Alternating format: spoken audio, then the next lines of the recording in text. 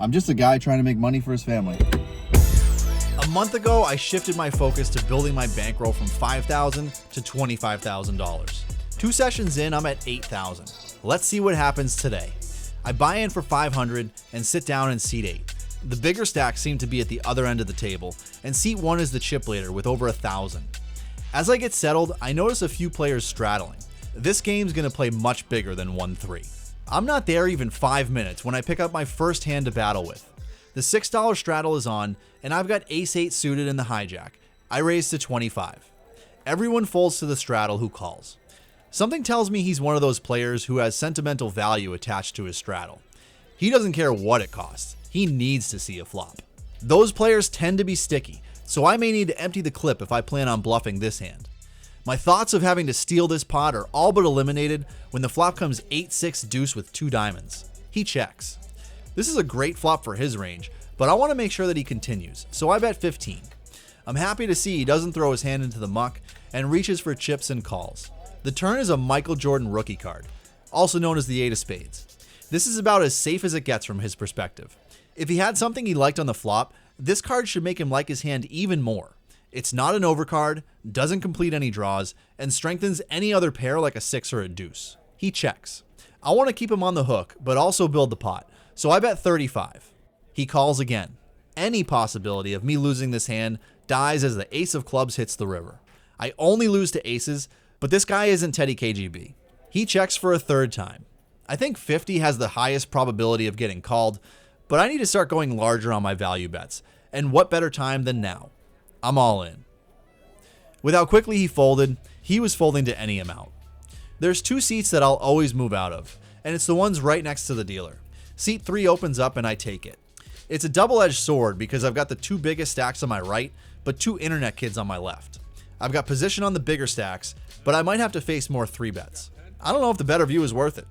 Half the table limps and the small blind makes it 10. He's an off-duty dealer who I think smiled once back in 1993. I'm just playing. He's a good dude, but I'm pretty sure his soul is made of granite. I'm in the big blind with queen 6 of clubs. Folding is certainly fine, but as we say in New Hampshire, live free or die. I call. I think a better option would have been to 3-bet, as his raise size seems pretty weak over so many limpers. Everyone else calls, and we're going 6 ways to the flop. This past week I bought 12 windows, and at $500 a pop, I had to trim the editing budget this hand. The flop comes 9-6 deuce with 2 clubs. The old man checks. This is about as good as it gets when playing queen 6 suited. I've got middle pair with a strong flush draw, and I like mixing some leads into my play here. I can't think of a better hand to do it with. I bet 25. We get 2 folds and 3 calls. You can put the graphics up now, Kyle. The turn is the queen of diamonds, and the old man checks again. I've now got a very disguised 2 pair to go with my flush draw. It's very rare that this queen helps my flop leading range here, and I've been paying close attention to the button, who's been betting often when given the option. I check, hoping that he'll try to capitalize on my perceived weakness. The cutoff checks behind me, and sure enough, the button fires 100. Perfect. It gets even more interesting when the old man calls. I've got such a lock on this hand. I think about calling and setting the trap, but if the others are on draws as well and they miss, I'll have to check it and hope they fire as a bluff. It's possible that I don't have the highest flush draw, and there's a few straight draws in the mix as well. I think it's better to force those draws to decide how much they like their hand now. With 360 in the middle, facing a $100 bet and 520 in my stack, the most logical size is all in. The cutoff and button fold quickly, but the old man, he's not letting up so easily. He shuffles his chips, picks up a few in his hand, and then he folds. I would have been happier with a call, but anytime you pick up over $300 with no showdown is a win. Plus, I don't want to be the one responsible for destroying a state monument. 15 minutes later, we've got queen 6 suited again, this time in a bomb pot. When you win a big pot with a trash hand, then it comes to you again, you're obligated to play it.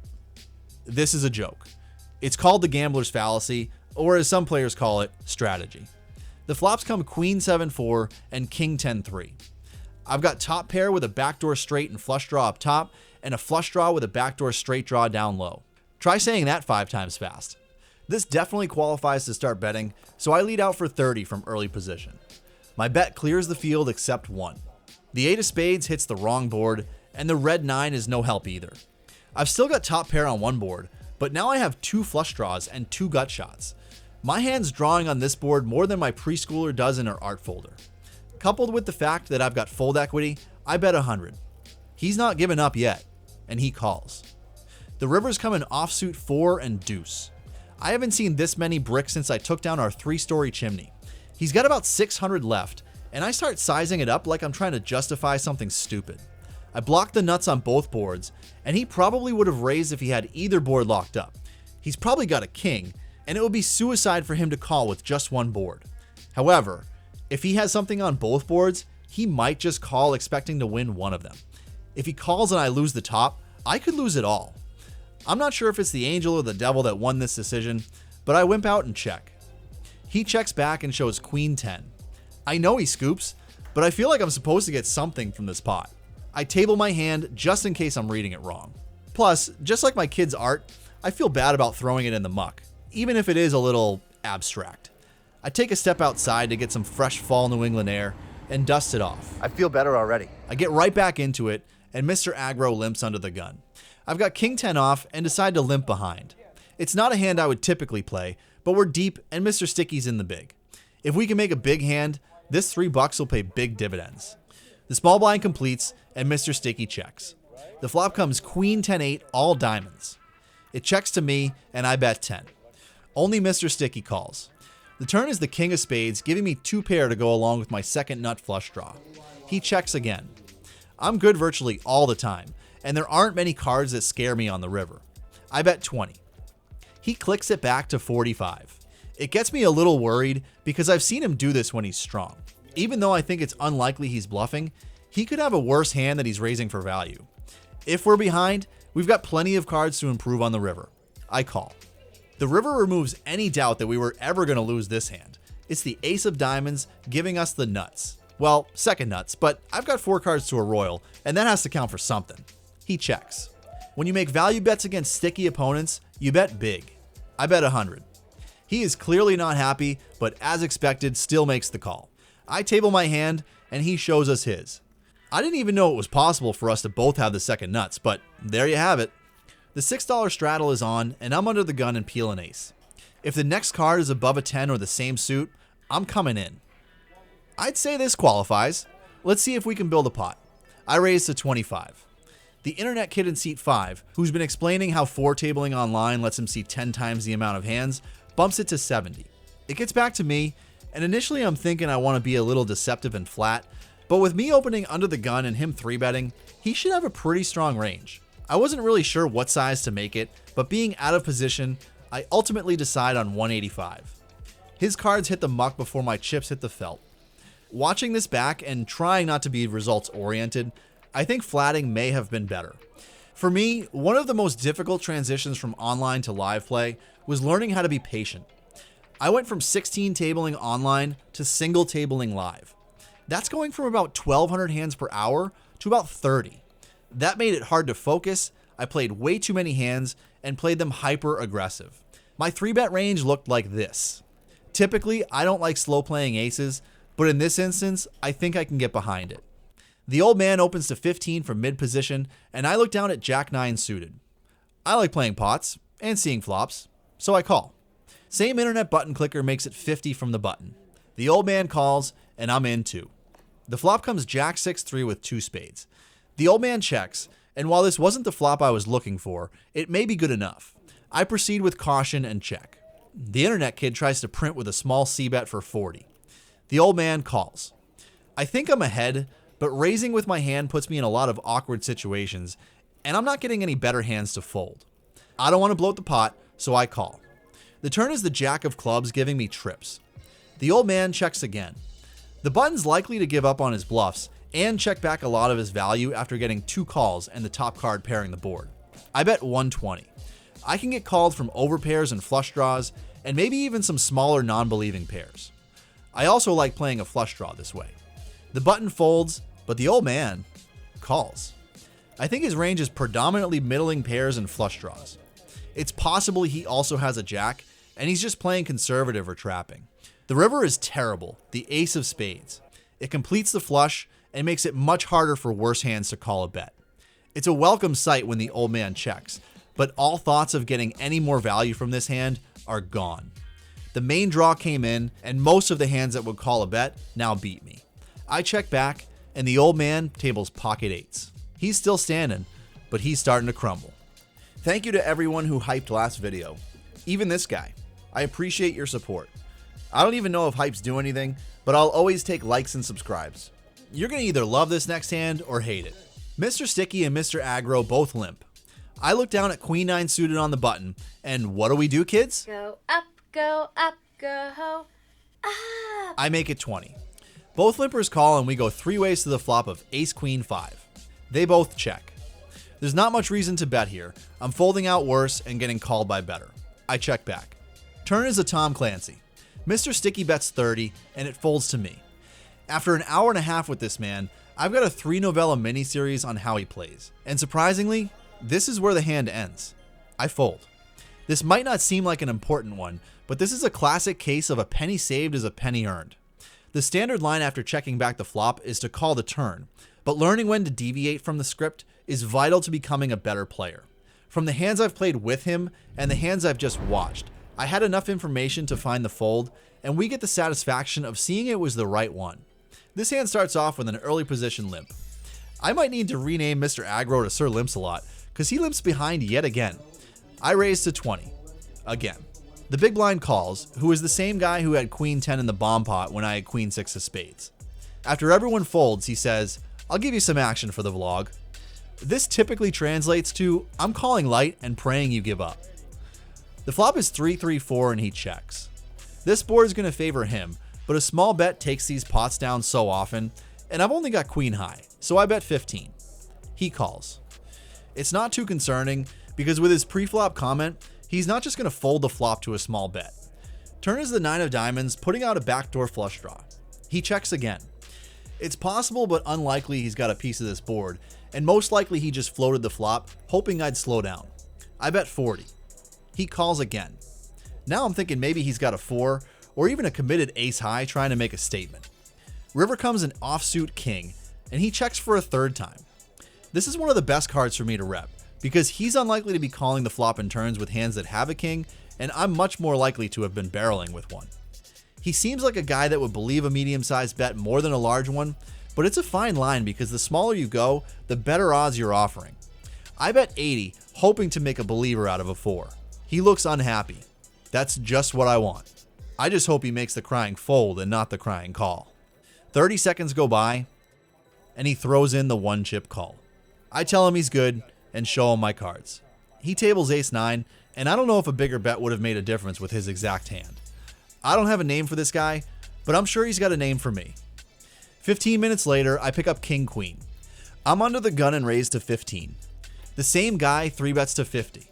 If I'm the ATM, then I guess he's the preferred customer. 0 fees, fast service, and apparently unlimited withdrawals. Against my better judgment, I call. At this point, I should just start printing receipts. The flop comes king 10-4. It's a good start, but playing king queen this way doesn't leave much room for error. I check. It seems like he doesn't like this flop too much and checks back. This is a good sign and the green light for me to start betting if the turn's clean. It's better than clean. It's the queen of hearts and upgrades me to 2 pair. With him checking back the flop, I should probably go large here as I'm expected to have the best hand often, and he's likely checking back with showdown value, which is not what I told myself in game. I bet 40. He calls. The river is the worst card in the deck, the jack of hearts. It completes a flush draw and puts a 4 card straight on board for the most likely card he's holding. I could go for a block bet or check, but honestly, I think a block bet is just throwing money away, as people often give up now or earlier with hands like 8s. I check, and he fires out for 75. His bluff range up until this point includes a lot of ace-x, and so does his value. He's got sets and flushes. I don't even beat 9-4 of clubs anymore, so I fold.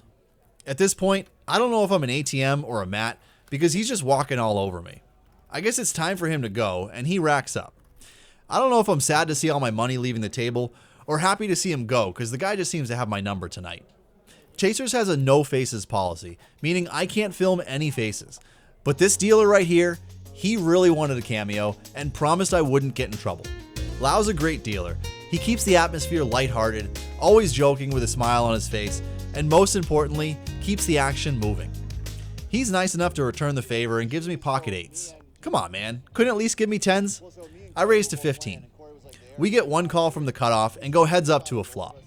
It turns out dealers really do control the cards, and all it takes is a few nice words to flop a monster. It comes 8-8-6. Wow, I didn't realize my words were that powerful. There's not much my opponent can have on this board, especially when I have all of it, but my c-bet frequency is pretty high and people like to float. I continue betting for 10. He calls. Turn is the ace of hearts. This could be a great card. It brings in a flush, and maybe he picked up a pair. I bet 20. Unfortunately, he folds pretty quickly. It still got my heart pumping for a minute. Lau's over here playing wingman, deals me pocket 8s, and then flops me quads, like he's trying to set me up with his single supermodel friend. I appreciate the gesture, but I've got a full house at home, and that's the only hand I really need. Just to show how helpful Lau really is, here he is in his element. You're not gonna record, leave the shit out there. Leave the money out there and start recording yourself getting pushed the pot. It's so good. It's not a big enough pot. Do some AI editing with it. Thank you. See what I mean? Dealer, matchmaker, creative director. The guy does it all. We're down to 6-handed, and I raise Jack-10 suited from the hijack. The cutoff is the only one to call. The flop comes 8-5-3 with 2 hearts. I've got a backdoor straight draw with 2 overs, and he's unlikely to connect on this board. I bet 15 to keep control of the pot. He calls. Turn is the 9 of clubs. I turn an open-ended straight draw, but if I bet, he's likely going all in or folding with his stack size. I opt for the sneaky check raise, or maybe we can get a free card. He bets 55. It's about the size of the pot, and with 100 behind, I think he's committing himself here. I should probably just fold, but the devil on my shoulder wins this argument. Do it. I could barely say all in before his chips were in the middle. I doubt our pair outs are good at this point, so we need a queen or a 7. The river comes the 5 of spades, and we miss everything. It gets even worse when he says, Oh, didn't get there. now he's just going to embarrass me by winning with high card. But I called him, so he shows first. And honestly, I'm secretly praying for the old maybe he just gives up and mucks miracle, even though I damn well know I don't deserve it. I didn't get there. Neither did I. With that, the game breaks, and the thought of just calling it a night crosses my mind. But what's a few more hands? I get seated at what seems like an action-packed table. There's quite a few stacks over 1,000, and I see a few straddles happen before I get dealt a playable hand. The $6 straddle is on, there's a couple calls before us, and I pick up pocket 7s in the big blind. I like playing these a couple ways. Raise and isolate, or complete for 3 and have a deceptively strong hand if I hit a set. With no information on anyone, I go with the latter. The player to my left, a young guy who seems like a winning player, makes it 40. It folds back around to me, and there's a chance I have the best hand. But even if I don't, I've got plenty of implied odds to win more if I hit my set. I call. The flop comes Jack 9-9 with 2 hearts. It's not the best board, but not the worst. I check. We'd probably need to call at least one bet, then reevaluate the turn. However, it doesn't come to that, and he checks back. This doesn't rule out overpairs, but certainly makes it a little less likely. Turn is an offsuit 8. If this card was below a 7, I'd feel more comfortable playing passively and checking another time, but if he just has ace high, I want to make him pay for those 12 to 16 outs. I'm also trying to reinvent my identity and erase these feelings of being an ATM. I bet 45. He calls. There's a lot of cards I'm hoping to avoid, but rather than think about what I don't want, let's focus on what I do want. A house on a lake big enough for my daughters to have their own bedrooms, with chickens and land to grow our own food, peak physical and mental fitness, and financial freedom. And if I could actually finish this damn house renovation, that'd be great too. Unfortunately, there's not enough money in this pot to make all that happen, but if we could hit a 7, we'll be one step closer. The river is proof that what you focus on becomes your reality. It's a 7. I can feel the sun glaring off the lake already. My opponent's range is comprised of 4 categories: overcards, overpairs, traps, and air. I want to focus on getting value from the largest part of that range, which is going to be the overcards. This runout is terrible for ace high, but if I can make him believe I'm weak, I might be able to induce a bluff. I bet the same amount, 45. He doesn't take long at all before making it 150, and I either accomplished my goal or walked into a trap. There's no point in raising because he's never calling with worse, and there are plenty of hands that beat us. I call, and he tables ace king. We thought this went into existence. Now to go make those other dreams a reality. In for 600, out for 1585. So that's a profit of 985. Not bad for a day that I was feeling off. I'll take that. Until next time.